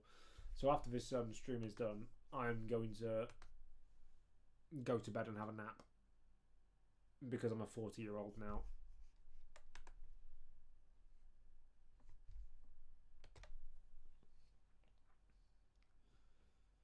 No, because I don't like. I don't have the same encyclopedic knowledge of rally that I do of Formula One. That's why I'm not doing them. F1 2000. I'm gonna know all those though because it's easy, because it's gonna be different teams. I'm like, oh yeah, that's a Ferrari because it's Marlboro. That's BAR because it's got BAR all over it. I like these actually, these crosswords, because they aren't just like drivers and teams. There's a lot of other notices. Right, so 1976 crosswords. It's all about the 1976 season. Built and raced the astonishing six-wheeled Tyrrell. If I can spell. Tyrrell. Circuit where there was a threat of a riot unless Brands Hatch. Sweden replaced a fellow countryman at Lotus, Nilsson. British team who claimed its second and last Grand Prix victory courtesy of 26. I'm going to guess it's March because it's Ronnie Peterson. Yes. Engineered a release from his team to deputise for 17 down. I haven't got that one yet. Only to find he wasn't needed after all. Okay, so I don't know that one, so I'm going to move on. Manufacturers made a comeback to Grand Prix racing in partnership with Brabham in 1976. Which manufacturer? Alfa Romeo, I'm guessing. Oh yeah, because they made engines, didn't they? Yeah, Alfa Romeo. Hollywood blockbuster. Oh, Rush. A regulation restricting the height of this car part was introduced in time for the races in 31 down. Wings? Wheels? Wings?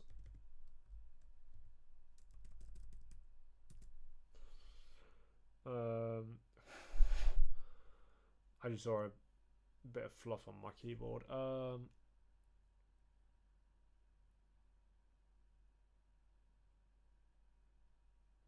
Airbox, maybe? Oh, that's what it is. It's airbox, isn't it? Yes. One of four drivers to free, 17 down. Oh, so 17 down is louder. So I can actually go back up here. Any racer was episode for 17 down, only to find he wasn't needed after. Was it Carlos Reutemann? Yes. Driver who won 6 Grand Prix during the season. Hunt. Retained the International Cup for F1 manufacturers at the end of an eventful season. McLaren. Why did I say that? Because it's Ferrari. What a stupid answer. Because Jochen Mass was useless. often credited with setting the fastest lap in 7 down, but it was actually Jack Lafitte, and they're talking about the 9. Oh, it's Hosseini, not Lafitte. So basically, Masahiro Hosseini was credited with the fastest lap, but they realised they made a mistake after the race and gave it to Jack Lafitte instead. Family Planning, a hem brand. Oh, okay, family planning brand. Okay, yeah, DRX. Major sponsor of a Fittipaldi team whose cars were often called a co-pursuit car. Frenchman who scored 3 podiums and a pole position driving for 22 down. Frenchman with 1, 2, 3, 4, 7 letters. It's not Depailler, it's not Arnoux, it's not Tombe, it's not Peroni. It could be. It's not Jarier. 1976. Who was it? Oh, Lafitte. It could be Lafitte, and it is Lafitte. What do you think of Dave Richards suing MBS?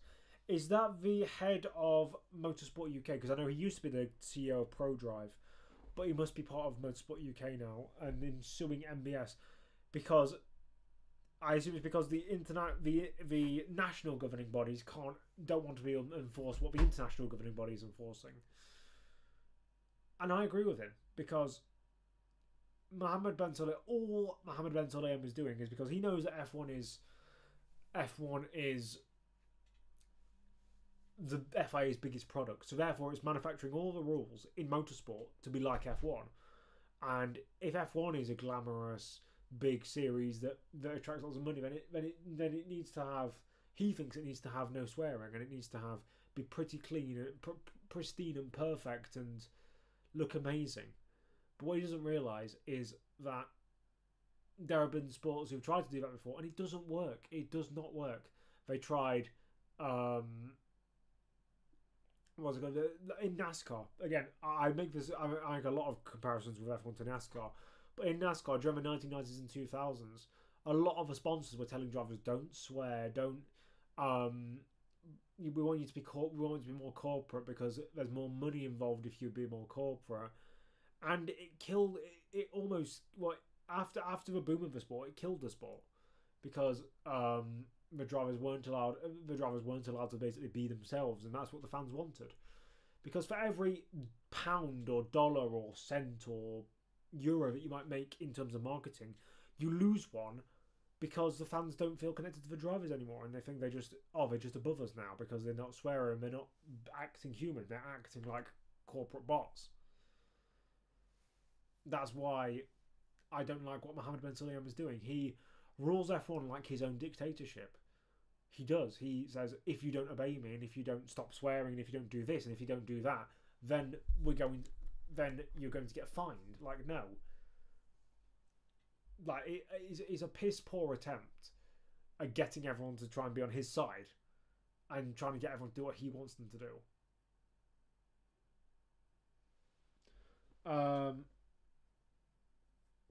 Who would you want to see as other FIA president candidates if we get more later this year?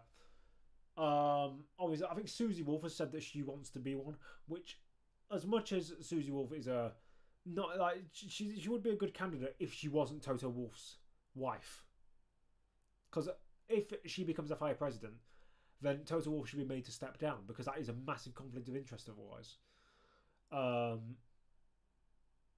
But you just need someone who's quite benign. You don't need someone who's trying to save the world as FIA president. You just need someone who's there to do their job. Someone like a Jean Todt, for example, or a Stefano Domenicali. I'm not sure if he was president of F1 or if he was president of the FIA, but someone who's not going to try and be the king of F1.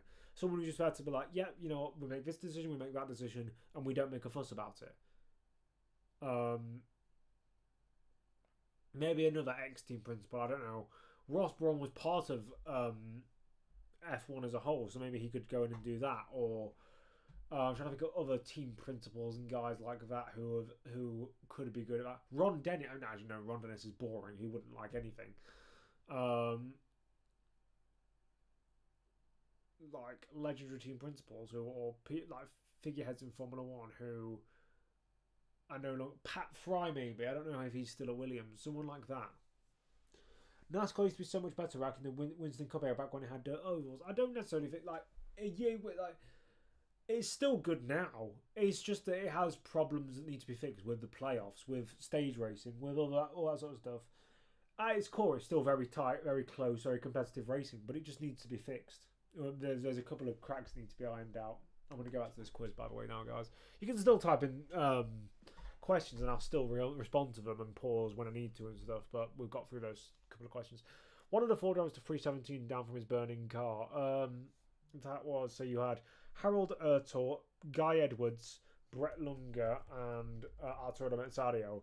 Team that scored points in 3 Grand Prix thanks to a future world champion. Andretti? No. Not a Scheckter because that's too many letters. Piquet? No, not enough letters that time. Rosberg. Rosberg wasn't racing in 1976, never mind.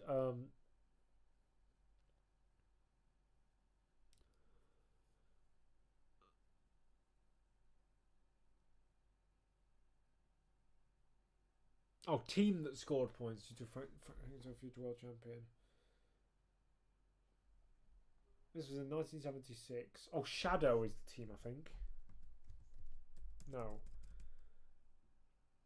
Not Penske.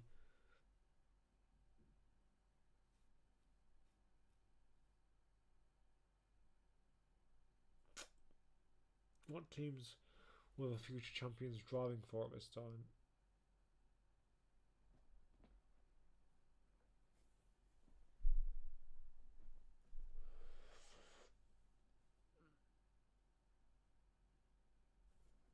I don't actually know, so I'm going to skip that one. Team which withdrew from the championship one race after scoring a points finish. 1976. I'm not actually sure. I'll skip that one as well.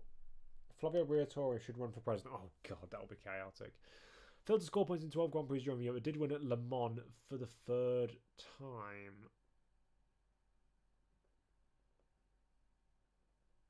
Which teams... Well, first I had 4. The only one I can think of is Mackie. I know it's not that. So we'll go on and do some of these ones to try and help. One of the drivers defeat, yeah, Lunger. Driver who won 1 Grand Prix during the season. It's not Reutemann, it's not Regazzoni. Someone who has C in their name twice.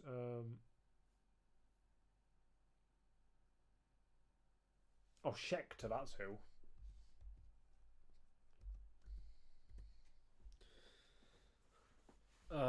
Fabled but dangerous circuit which hosted the Grand Prix in its original layout for the final time, Nürburgring. Driver who won 1 Grand Prix during the season.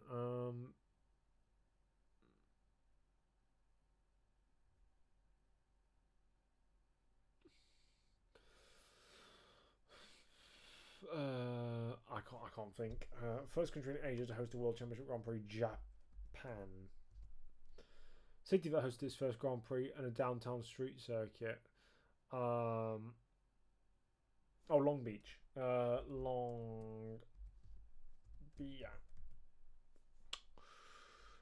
What driver who won 1 Grand Prix? Andretti. Runners up to 20 across, finishing just 9 points behind McLaren. Because it's all about the driver. It's all about the constructors as well. One of 4 drivers, Merzario. Driver who won 5 Grand Prix during the season, Lauda. I've also just realised I only have 40 seconds left. Driver who won 1 Grand Prix during the season, Regazzoni. British French newcomers, the Teapot Ligier. American team, Penske. Finished second in 5 races, but her first win remained elusive. Depailler. This was the first of 18 Grand Prix seasons to consist of 16. Messy season for the champion. team, but managed to end it on a high note. I don't know, champion. Oh, Lotus. Oh, got it in just before. Could Patrick Head or Pat Simmons be good FI? I mean, Pat Simmons has got links to Crashgate, so no. Patrick Head, though, could be. Although he's quite old, so that's the only problem with him. Is that he would probably be gone in a couple of years. He'll probably be. I don't know if they have a term limit, but he'd definitely be a one-term kind of deal.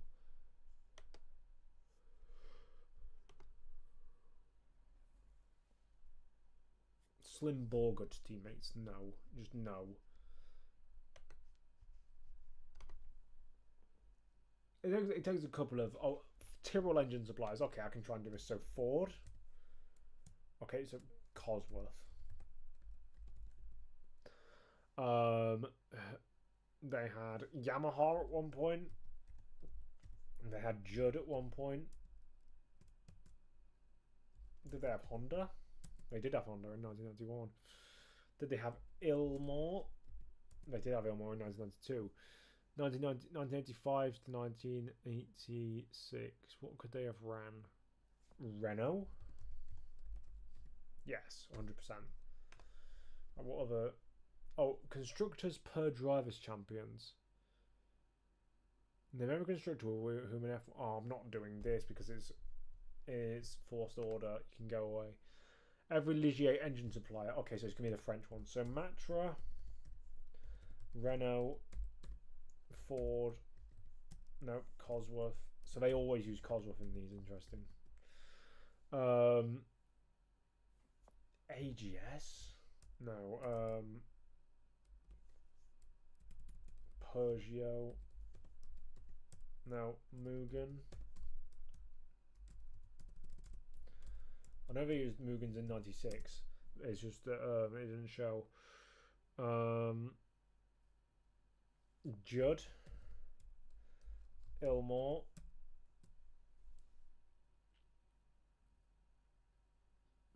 Who did they use in 1987, do you think? A lower quality engine supplier. Because they weren't that good in 87.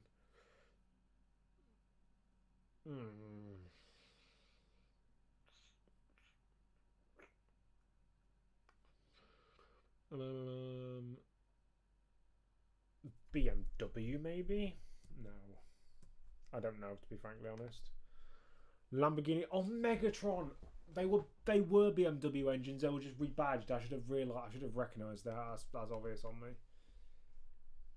Formula 1 top 5. Please don't say it's forced. Oh, it's not forced order. I can do top 5. So okay, Fangio, Farina, Fagioli, Rosier, Ascari, Gonzalez, Taruffi. Who else was Villaresi? 1952 Ferrari drivers. Berra. I know he wasn't then, but he would have been later on. Trintignant. Manzon.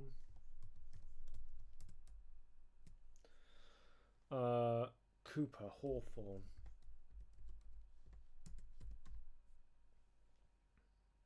Bonetto. I'll go down to modern drivers actually because it'll make it just a ton easier. Hamilton, Verstappen.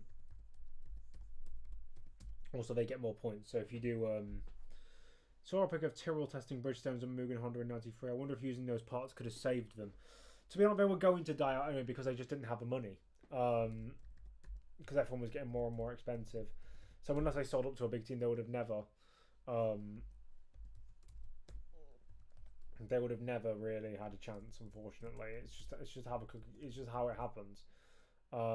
When you have a bunch of big manufacturers coming in, they raise the price of everything. A bunch of manufacturers come in and they will just, because they can spend £1 million and it doesn't affect them, but it would affect a small team. And that's always how it's been, and it's very annoying, but it's unfortunately the case. Russell, Bottas, Ricardo,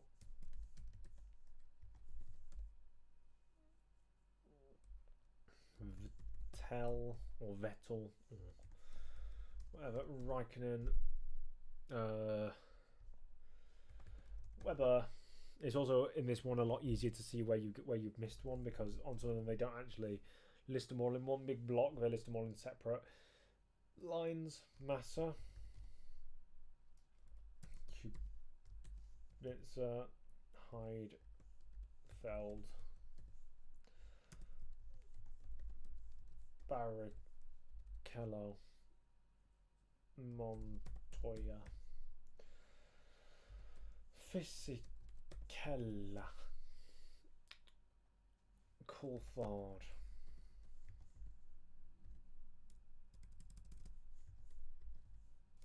can't spell, Hakkinen. I sound like a special kid when I'm speaking like this, friends, and I think someone just put a message in, so I'll quickly pause this.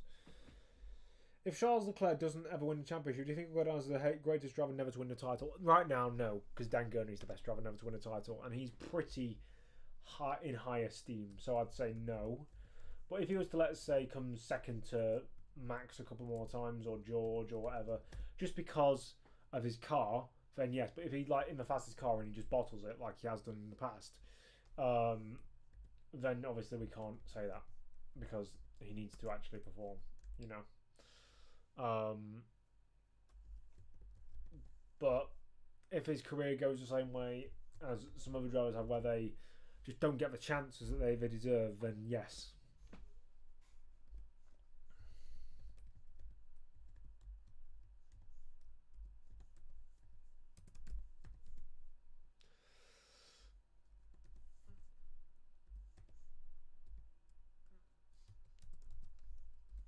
Boutsen, Alboreto. I think in the coming minutes I will be probably turning off the stream. I think when we hit 4 o'clock I'll turn off the stream so I can go and get a nap, because I am starting to feel weary, and the last thing I want to do is make the stream boring for you guys, because I don't want to waste your time. Rennie Arnoux, Patrick Tombe, Didier Pironi, John Watson, Jones, Alan Jones, Carlos Reutemann, Clay Regazzoni, Jacques Lafitte. I just realised I missed someone in 1986. That was Stefan Johansson. That is Andretti and Peterson and Scheckter and guys like that.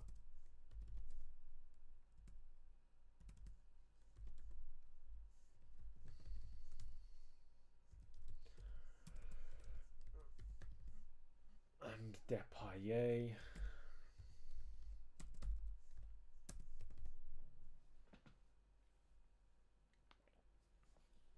Hunt.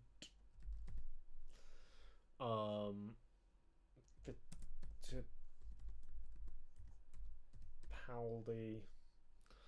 Stewart. Sever. I think that's Peter Revson. Yes, it is. Jackie Hicks and Denny Hulme and Chris Amon and BRM. Is that Jean-Pierre Beltoise? I don't know Jean-Pierre Beltoise finished. Oh, he did, but it was in a different year. Sifer. Yes. Rint. Bruce McLaren himself for McLaren. I keep accidentally clicking off. Brabham. Lotus. Clark. Honda. John Surtees. Another Brabham, that's Dan Gurney. Richie Ginfer will be in here. Lorenzo Bandini. Nothing's about 1961. Von Trips. Sterling Moss. Inez Ireland. Tony Brooks.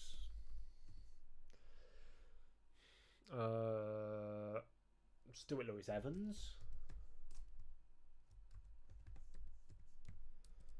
No, what about...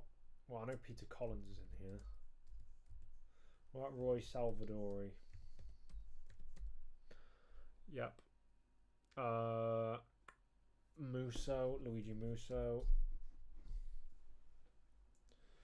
No, I've been way better drivers than Leclerc, who deserve titles way more. Charles has been way too much than any of mine to play mind games with a true goat. Yeah, I'd say so. Unless because he is getting better at that. He's not exactly awful at mind games and stuff like that nowadays. He's just not that great at it. He's better than he was in 2022, for example, but he has still struggled in recent years. Kling. One more, and it's that guy in 1952 that I couldn't get earlier. I'm guessing he was Italian, but I may be wrong.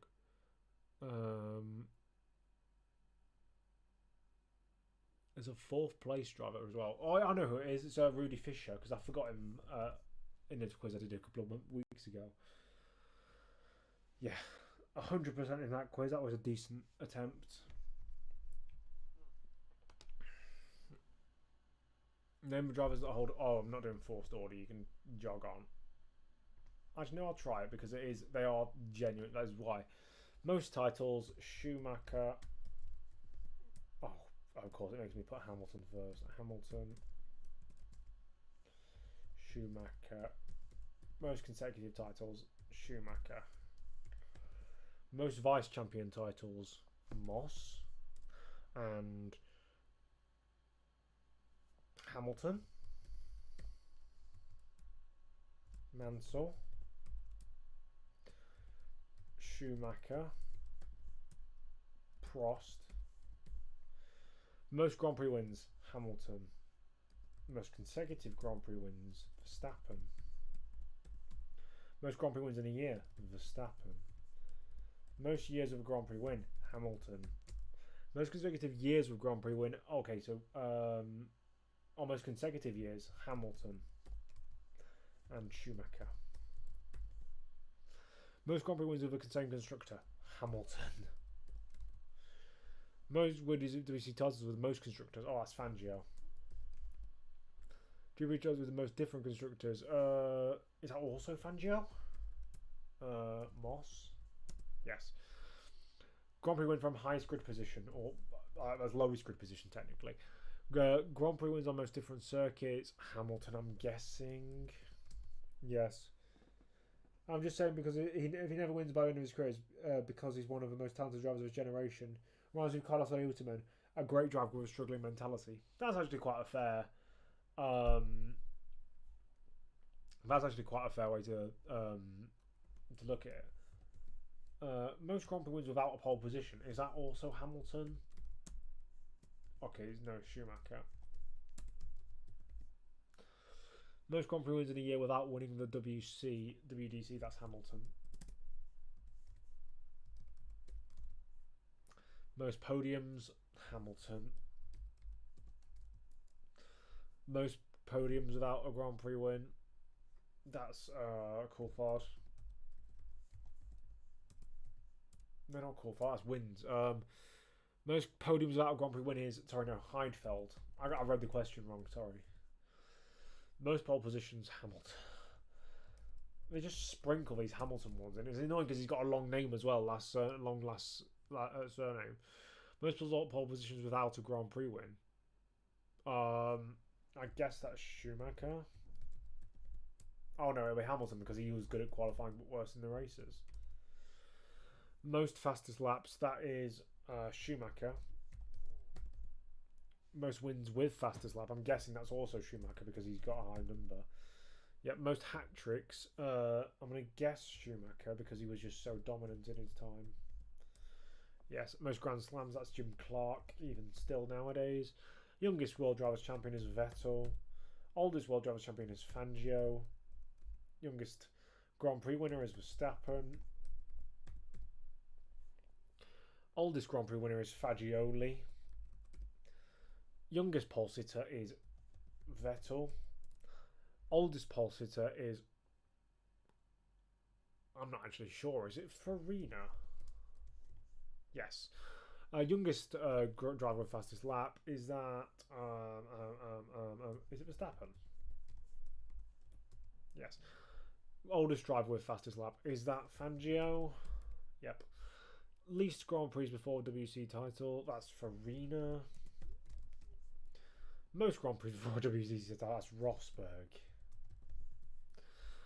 Smallest gap to runner-up, Lauda. Largest gap to runners-up is Verstappen. Most Grand Prix before win, Perez. Least Grand Prix before win is Farina, Parsons, and Baghetti. Biggest gap between Grand Prix wins is Riccardo Patrese.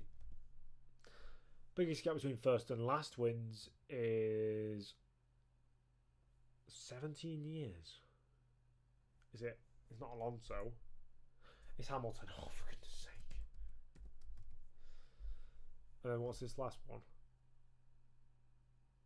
What's the last one? What's this last one? I'm gonna do a bunch of names. Hamilton, Schumacher. What the fuck? I just couldn't complete it because there was just no last question. I say Leclerc is probably on De La Rosa's and Kovalainen's level. He always seems kind of mid. Jesus Christ. Since joining Ferrari, Leclerc has been perennial top 3 to 5 driver from grid, whereas Kovalainen and De La Rosa have never even considered that point in their careers. That's a bit of a disrespectful comparison. I'd kind of agree. I think that might be a bit of rage bait, to be honest. But I'll just let you guys have your questions if you want to. Because I'm going to log off in the next 5 minutes or so, but I'm going to let you guys have your chance to get in any questions you may have directed towards me.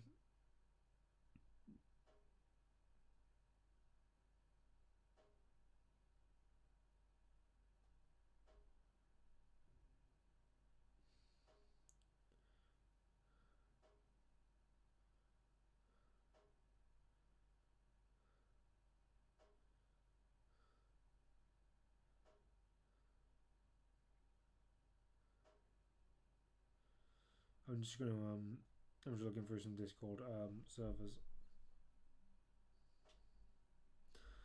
But yeah, that was some interesting quizzing stuff. Obviously, I was top notch as always. But if you have any last differing questions, or last, I meant to say burning questions, not differing questions, burning questions. So about whether you want to say, what is your opinion on X driver? What is your opinion on Y team principal? What is your opinion on Z? I don't know, team. I don't know, whatever you want to try and ask me about. I'll be down for it.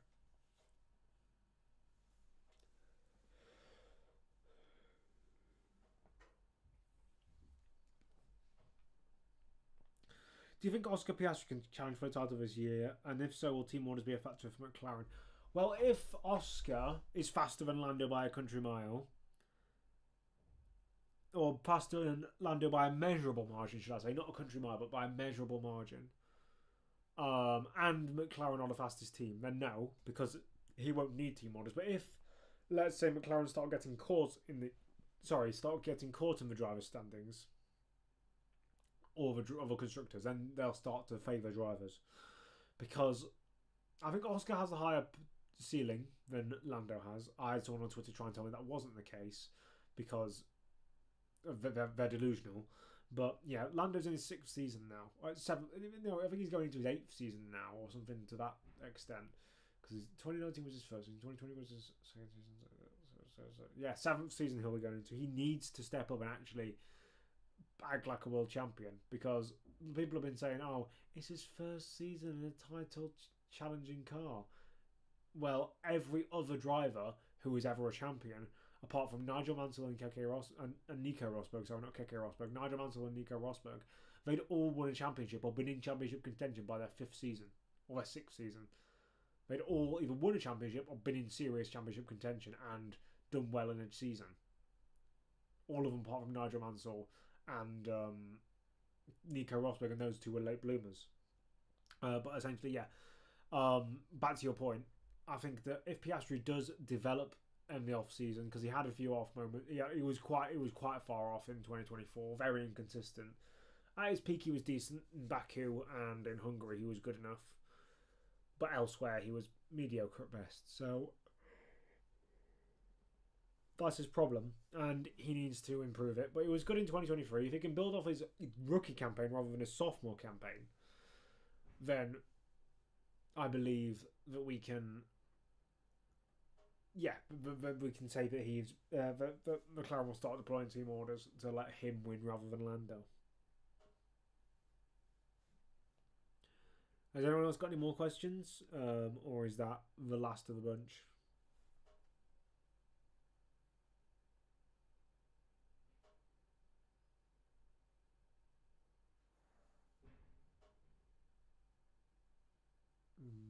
I just realised on my camera, it just looks like I'm just staring down at my crotch because I keep looking at my phone, which is on my lap. If I hold it like this, it's probably a little bit better.